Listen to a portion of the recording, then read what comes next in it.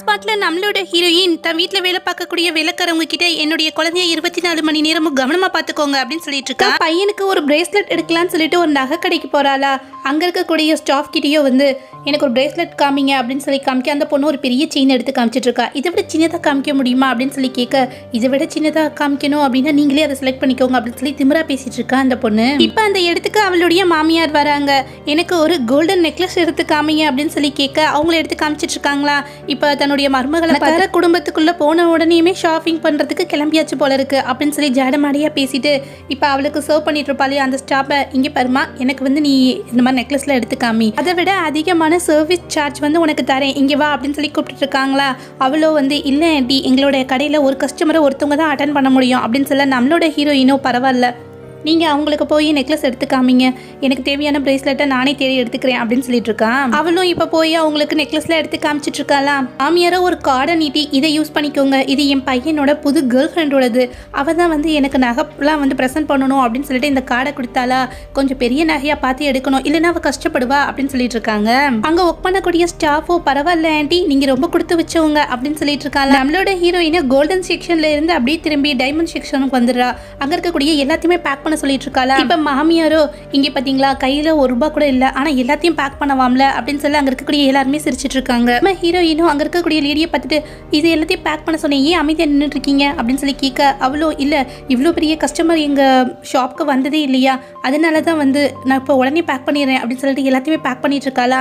பே பண்றதுக்காக தன்னுடைய பர்ஸ்ல இருக்கக்கூடிய கார்டை எடுக்க ட்ரை பண்றா. பட் வீட்லயே மறந்து வச்சுட்டு வந்துருவா நம்மளோட ஹீரோயின். இதை பார்த்துட்டு அவளோட மாமியாரோ அப்பவே தெரியும் உன்கிட்ட வந்து ₹1 கூட இல்லைன்னு, தேவையில்லாம உள்ளுக்குள்ள வந்துட்டு இந்த மாதிரி சுத்தி பார்த்துட்டு இருக்கியா, எல்லாரும் இங்க வாங்க, இவன் நடந்துக்கிறத பாத்தீங்களா அப்படின்னு சொல்ல அங்க நிக்கக்கூடியவங்களோ இந்த மாதிரி நிறைய பேர் இப்ப கிளம்பிட்டாங்க. ஏதாவது ஒரு கடைக்குள்ள புகுந்துட்டு அங்க இருக்கிறத எல்லாமே சுத்தி பார்த்துட்டு அதுக்கு பிறகு அங்க இருந்து கிளம்பிடுறது அப்படின்னு சொல்லி பேசிட்டு ஹீரோயினும் ஒரு பிளாக் கோல்டன் கார்டு எடுத்து காமிச்சிட்டு இருக்காளா. அதோட எஜ்ஜே வந்து உடஞ்சிருக்கு. அதை பார்த்துட்டு இங்க பாத்தீங்களா எஜ்ஜு வந்து உடஞ்சு போயிருக்கு, இது ஒரு கார்டா, குழந்தைங்க விளையாடுற கார்டெல்லாம் எடுத்துட்டு வந்து இங்கே நீட்டிட்டு இருக்கா அப்படின்னு சொல்லி மாமியாருக்கு சர்வீஸ் பண்ணக்கூடிய அந்த ஸ்டாஃபை வந்து சிரிச்சிட்டு இருக்கா. நம்மளோட ஹீரோயினும் இது பர்டிகுலரா லிமிட்டடா வந்து எடிஷன் ஆன கார்டு தெரியும் சொல்லிட்டு இருக்கா. மாமியாரோ அந்த கார்டை வாங்கி கீழே போட்டுட்டு தன் காலால மிதிச்சிட்டு இருக்காங்க. இந்த மாதிரி பொம்மை கார்டெல்லாம் காமிச்சு யாரோட டைத்தை வேஸ்ட் பண்ணிட்டு இருக்க அப்படின்னு சொல்ல, இப்ப நம்மளோட ஹீரோயினுக்கு சர்வீஸ் பண்ணிட்டு இருக்க பொண்ணோ வந்து வேகமா அந்த கார்டை எடுத்துட்டு இந்த மாதிரி எல்லாம் பண்ணக்கூடாது அப்படின்னு சொல்லிட்டு அதை ஸ்வைப் பண்ணி பாக்குறாளா. பார்த்தா அதுல மணியே இல்லைன்னு மாமியாருக்கு சர்வீஸ் பண்ணிட்டு இருக்க அந்த பொண்ணோ வந்து எனக்கு தெரியும் அப்பயே இவகிட்ட வந்து பணம் இல்லை அப்படின்னு சொல்லிட்டு இருக்க. மறுபடியும் வந்து ட்ரை பண்ணி பார்க்கறேன் வருதா. உடனே நம்மளோட ஹீரோயினும் உங்களோட பாஸை எனக்கு தெரியும், அவரை நான் பார்க்கலாமா அப்படின்னு சொல்ல, அது சரி எங்ககிட்ட எல்லாம் விளையாண்டது பார்த்தாதுன்னு சொல்லிட்டு எங்க பாஸ் வரைக்கும் போறியா அப்படின்னு சொல்லிட்டு அங்க இருக்கக்கூடிய பொண்ணு வந்து கோவப்பட, இப்ப அவ்வளவு நிச்சயமா தெரியும், ஒரே ஒரு தடவை வந்து நான் அவரை பார்க்கலாமா அப்படின்னு சொல்லி கேட்டு வரைக்கும் விட நான் இங்கேயே வெயிட் பண்றேன் அப்படின்னு சொல்லிட்டு இருக்காளா. அந்த திமிரு பிடிச்ச ஸ்டாப்போ வந்து தள்ள இடத்த காலி பண்ண நான் சுத்தம் பண்ணணும் அப்படின்னு சொல்லிட்டு நம்மளோட ஹீரோயினை விரட்டி விட்டுட்டு இருக்கா. பார்த்தா கரெக்டா அந்த இடத்துக்கு அந்த ஷாப்போட மேனேஜர் வந்து நம்மளோட ஹீரோயினை பார்த்துட்டு தயவு செஞ்சு எங்களை மன்னிச்சிடுங்க மேடம், எங்களோட ஸ்டாப் யாருக்கும் நீங்க யாருன்ற விஷயம் தெரியாது அப்படின்னு சொல்லிட்டு வேகமா ஒரு சேர் எடுத்து போடுங்க, இவங்களுக்கு குடிக்கிறதுக்கு ஏதாவது ட்ரிங்க்ஸ் கொடுங்க அப்படின்னு சொல்லிட்டு அந்த இடத்த விட்டு கிளம்பிடுறாங்க. நம்ம ஹீரோயின் உட்காரத்துக்கு சேர் போட்டுட்டு குடிக்கிறதுக்கு ட்ரிங்க்ஸ் கொடுத்துட்டு இருக்காங்க. இப்போ அந்த திமிரு பிடிச்ச பொண்ணும் வந்து வேகமா வந்து நான் சர்வ் பண்றேன் நீ தள்ளிப்போ அப்படின்னு சொல்லிட்டு உங்களுக்கு என்ன மேடம் வேணும் அப்படின்னு சொல்லி கேட்டுட்டு இருக்காளா. நம்மளோட ஹீரோயின் இதுக்கு முன்னாடி எனக்கு சர்வீஸ் பார்த்த சிஸ்டரே என்னை பார்த்துக்கிறட்டும் அப்படின்னு சொல்லிட்டு இருக்கா. இல்ல மேடம் நான் முதல்ல உங்களை தானே அட்டன் பண்ணேன் அப்படின்னு சொல்லிட்டு இருக்காளா. நம்மளோட ஹீரோயினோ நீங்க வந்து நெக்லஸ் வாங்க வந்து அந்த ஆன்டியவே போய் பார்த்துக்கோங்க அப்படின்னு சொல்லி நோஸ் கட் பண்ணி என்ன தெரியல மேடம், எங்களோட மெஷின்ல தான் ஏதாவது ஃபால்ட் இருக்கும்னு நினைக்கிறேன், நீங்க உங்களுக்கு தேவையானதை வாங்கிட்டு போங்க அப்படின்னு சொல்லிட்டு இருக்கானா. நம்மளோட ஹீரோயினோ அதை வாங்கி 4-5 தடவை ஸ்வைப் பண்றா. இப்போ வந்து டிரான்சாக்ஷன் ஆயிடுது. உடனே அங்க இருக்கக்கூடிய கிஃப்ட் எல்லாத்தையுமே வாங்கி கார் பார்க்கிங்க்கு வந்து அந்த இடத்துல அவளோட ஹஸ்பண்ட் வந்து அவனோட கேர்ள் ஃப்ரெண்டோட ஒண்ணா நின்றுட்டு இருக்கான். இங்க நின்று 2 பேரும் என்னடா பண்ணிட்டு இருக்கீங்க அப்படின்னு சொல்லி சத்தம் போட, அவனும் வந்து உனக்கு பிடிக்கலன்னா அந்த இடத்த விட்டு நீ முதல்ல கிளம்பு அப்படின்னு சொல்ல, முதல்ல நீங்க உட்காந்துட்டு இருக்குது என்னுடைய காரு எந்திரிங்க அப்படின்னு சொல்லிட்டு அந்த கார் எடுக்கிறதுக்கு ட்ரை பண்றா. இது இவ்வளோ காஸ்ட்லியான கார் உன்னுடையதா, எனக்கு தெரிஞ்சு ஜாங் ஃபேமிலியில யாருக்கு தெரியாம சீக்கிரட்டா அந்த காரை நீ வெளியில எடுத்துட்டு வந்திருப்பேன்னு நினைக்கிறேன் அப்படின்னு சொல்லிட்டு அவங்க கேர்ள் ஃப்ரெண்ட் திமுறா பேசிட்டு காரை எடுத்துட்டு கிளம்பிடுறா. மாமியாரும் கார் வரது கவனிக்காம ஊடால வர இப்ப சடனா ஒரு பிரேக்கை போட்டு நிப்பாட்டுறாளா. ஏய் கண்ணு தெரியல கார்ல வந்துட்டு இருக்கீன்ற திமிரில் ஏன் மேலே ஏத்த வரையா அப்படின்னு சொல்லிட்டு இருக்கா. நம்மளோட ஹீரோயின் கீழே நீயா வந்து கார் ஏற்றி என்னை கொல்றதுக்கு ட்ரை பண்ண, நான் உன்னுடைய மாமியார், இன்னும் வந்து உனக்கு விவாகரத்து ஆகல, அதுக்குள்ளேயுமே இவ்வளவு திமிரா நடந்துக்கிறியா என்ன?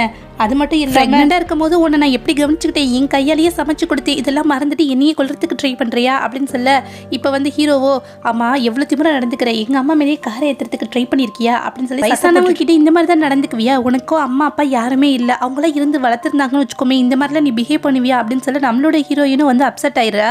இப்போ கரெக்டாக அந்த இடத்துக்கு நம்ம ஹீரோயினோட அம்மா வந்துடுறாங்களா. அவள் என்னுடைய பொண்ணு, யார் சொன்னா அவளுக்கு யாரும் இல்லை அப்படின்னு சொல்லி அவங்க ஒரு பக்கம் கோவப்பட்டுட்டு இருக்க. இப்போ நம்மளோட ஹீரோயினும் ஹீரோவை பார்த்துட்டு நான் உங்ககிட்ட கொஞ்சம் பேசணும், அதனால எங்க வீட்டுக்கு நீங்க வர முடியுமா அம்மாவும் வந்து என்னச்சு உனக்கு, ஏன் இந்த மாதிரிலாம் இவனை கூப்பிட்டு இருக்க அப்படின்னு சொல்லி கேட்க, அம்மா தயவு செஞ்சு ப்ளீஸ் பேசாம இருங்க அப்படின்னு சொல்லிட்டு நாங்க வர சொல்ல அவனும் சரின்னு சொல்லிட்டு இப்போ கிளம்புறானா.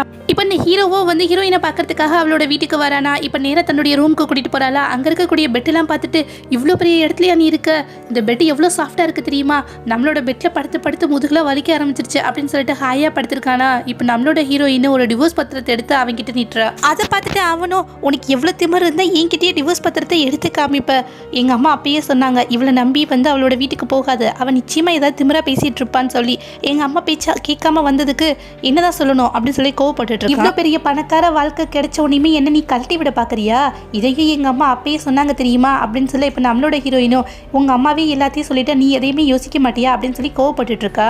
அவனும் நிச்சயமா உனக்கு நான் டிவோர்ஸ் கொடுக்க முடியாது, ஒருவேளை டிவோர்ஸ் வேணும்னு வச்சுக்கோமே, இவ்வளவு நாளா எங்க வீட்டுல இருந்திருக்க சாப்பிட்டுருக்க, அதனால வந்து கிட்டத்தட்ட $2 மில்லியன் நீ அதுக்கு காம்பன்சேட்டா தரணும் அப்படின்னு சொல்லி கேட்க, அது மட்டும் இல்லாம இந்த பணம் இந்த ஃபேமிலிக்கு ஒரு பெரிய விஷயமே கிடையாது தெரியுமா அப்படின்னு சொல்லிட்டு இருக்கானா. நம்மளோட ஹீரோயினுக்கு கோவம் வந்துருது, இந்த விஷயத்தை என்னுடைய அட்வொகேட் பார்த்துக்குவாரு அப்படின்னு சொல்லிட்டு அங்க இருக்கக்கூடிய பாடி கார்டை கூப்பிட்டு அவனை அங்க வெளியில தள்ளி விட்டுற. அவனும் வந்து வெளியில வந்து கோவமா நடந்து வந்துட்டு இருக்கானா. அந்த இடத்துல அவனோட கேர்ள் ஃப்ரெண்டை பார்க்கறான். ஏய் என்னப்பா நீ இங்க இருக்க, எனக்கு புரிஞ்சிருச்சு நீ ஜாங் ஃபேமிலியில கெஸ்டா என்ன அப்படின்னு சொல்ல, அவ்வளோ ஆமா ஆமா நான் சின்ன வயசுல இருந்து இங்கேதான் வளர்ந்துட்டு இருக்கேன் தெரியுமா அப்படின்னு சொல்லிட்டு இருக்கா. எவ்வளவு பெரிய பணக்கார பொண்ணு, ஆனா எப்படி நடந்துக்கிற, ஆனா என் பொண்டாட்டியா பாத்தியா இப்ப கொஞ்சம் புதுசா வந்து பணம் வந்துருச்சுன்னு எவ்வளவு திமிரா நடந்துக்கிற, என்னையே கழுத்தை பிடிச்சி வெளியில தள்ளிட்டா அப்படின்னு சொல்லிட்டு இருக்கான். என்ன செய்ய நீங்க டிவோர்ஸ் பத்திரத்துல கையெழுத்து போடல அப்படின்னு சொல்லி கேட்க, அதுவா அதாவது ஏதாவது ஒரு மணி அவர்கிட்ட இருந்து கறந்துட்டு அதுக்கு பிறகு கையெழுத்து போடலாம்னு சொல்லிட்டு ட்ரை பண்ணிட்டு இருக்கேன் அப்படின்னு சொல்லிட்டு இருக்கான். மறுநாள் காலையிலயும் நம்ம ஹீரோ வீட்டுல இருந்து எல்லா பொருட்களையும் எடுத்து வெளியில போட்டுட்டு இருக்காங்க. மாமியாரோ தையத்தக்கன்னு குதிச்சிட்டு இருக்காங்க. எதுக்காக இது எல்லாத்தையும் தூக்கி வெளில போறீங்க, ஒவ்வொரு பொருளோட காசு எவ்வளவு தெரியுமா அப்படின்னு சொல்லிட்டு இருக்கு. நம்மளோட ஹீரோவோ ஹீரோயினுக்கு ஃபோன் பண்ணி உனக்கு டிவோர்ஸ் கொடுக்கலன்னு சொன்னோனையுமே என்னோட வீட்டை விட்டு காலி பண்ண வைக்கிறதுக்கு ட்ரை பண்ணிட்டு இருக்கீ அப்படின்னு சொல்லி கத்திட்டு இருக்கான். மாமியாரோ போனை வாங்கிட்டு இங்க பத்தியாமா நாங்க தப்பு பண்ணிருக்கோம் அப்படின்னா நீ நேரடியா வந்து எங்ககிட்ட மோதணும், அதை விட்டுட்டு இந்த மாதிரிலாம் நடந்துக்கலாமா, சரி விடு மாமியார் தானே நான் சொல்றேன் உடனே வந்து இதெல்லாம் ஸ்டாப் பண்ண சொல்லு அப்படின்னு சொல்லி வந்து இதுக்கும் எனக்கும் எந்த சம்மந்தமும் இல்லை, பேங்க்ல வந்து லோன் கட்டாம வச்சிருந்திருப்பீங்க, அதனால அவங்க வந்து அங்க இருக்கக்கூடிய பொருட்கள் எல்லாத்தையும் எடுத்து போட்டுட்டு இருக்காங்க அப்படின்னு சொல்ல, ஆனா உன்னால எங்களுக்கு ஹெல்ப் பண்ண முடியும் தானே, அதனால தயவு செஞ்சு உங்களை இதெல்லாம் நிறுத்த சொல்லு அப்படின்னு சொல்லிட்டு இருக்க. மருமகளை கேட்க மாட்டேன்றாளா. இப்ப தான் மகன் கிட்ட நீ இங்க பத்தியாடா என் மருமகை என் பேச்சு கேட்க மாட்டேன்னு சொல்லிட்டு இருக்கா, ஒரு பெரிய கயிறை எடுத்துட்டு வா நான் தொங்கிடுறேன், இனிமேட்டு நான் எப்படி உயிர் வாழ முடியும் அப்படின்னு சொல்லி ஒரு பக்கம் பேசிட்டு இருக்க. நம்மளோட ஹீரோயினும் போனை கட் பண்ணிடுறா. இங்க பத்தியா நான் பேசிட்டு இருக்கும் போதே போனை கட் பண்ணிட்டாடா அப்படின்னு சொல்லி கோவப்பட்டு இருக்க. அம்மாவும் பையனும் வெளியில வர அந்த இடத்துக்கு வர ஒருத்தன் இங்க பிளாட் நம்பர் 1609 எது அப்படின்னு சொல்லி கேட்டுட்டு இருக்கான். மாமியாரோ எதுக்காக கேட்குறீங்க அப்படின்னு சொல்லி கேட்க, இல்லை அந்த வீட்டை விலைக்கு வாங்குறதுக்காக நான் வந்திருக்கேன் அப்படின்னு சொன்னோனையும் என்னது அப்படின்னு சொல்லிட்டு அந்த இடத்துல மங்கி கீழே விழுந்து தன்னுடைய அம்மாவை ஹாஸ்பிட்டலில் கூட்டிட்டு போய் அட்மிட் பண்ண அந்த இடத்துக்கு அவனோட கேர்ள் ஃப்ரெண்ட் பார்க்கறதுக்காக வராளா. அவளை பார்த்தனையும் மாமியாரோ இங்கே பார்த்தியாம்மா இனிமேல் நாங்கள் ரோட்டில் தான் படுத்து தூங்கணும், முதல்ல என்னுடைய பேரை எங்கிட்ட இருந்து போனா அதுக்கு பிறகு என்னுடைய வீடு போயிடுச்சு, இப்போ நான் என்ன பண்ண போறேன் அப்படின்னு சொல்லி அழுதுட்டு இருக்காங்க. அவளும் கவலைப்படாதீங்க ஆண்டி, எனக்கு ஒரு எம்டியான வீடு ஒன்று தெரியுமா, இனிமேல் நீங்கள் அங்கேயே ஸ்டே பண்ணிக்கலாம் அப்படின்னு நீதாமா உண்மையிலேயே என்னுடைய மருமக அப்படின்னு சொல்லி சந்தோஷப்பட்டுட்டு இருக்க. இப்போ அவ்வளோ வந்து இன்னொரு சந்தோஷமான விஷயமும் இருக்கு, நான் ப்ரெக்னெண்டா இருக்கேன் அப்படின்னு சொல்றா. இதை கேட்டோடனே மாமியார் படுத்திருந்தவங்க எந்திரிச்சு உட்காந்துடுறாங்க. என்னது ப்ரெக்னெண்டா இருக்கியா அப்படின்னு சொல்லிட்டு உடனே உங்க 2 பேத்துக்கும் மேரேஜ் சர்டிஃபிகேட் ரெடி பண்ணணும். கை கால் ஓடவே இல்லை தெரியுமா, முதல்ல உன் பொண்டாட்டிக்கிட்ட போய் அவ கொடுத்த டிவோர்ஸ் பத்திரத்துல சைன் பண்ணிட்டு வந்துருவோம் சீக்கிரவா அப்படின்னு சொல்லிட்டு அவனை கூப்பிட்டுட்டு தான் மருமகளை பார்க்கறதுக்காக கிளம்பிடுறாங்க. அடுத்து என்ன நடந்தது அப்படின்றது நெக்ஸ்ட் பார்ட்ல பார்க்கலாம். தேங்க்யூ.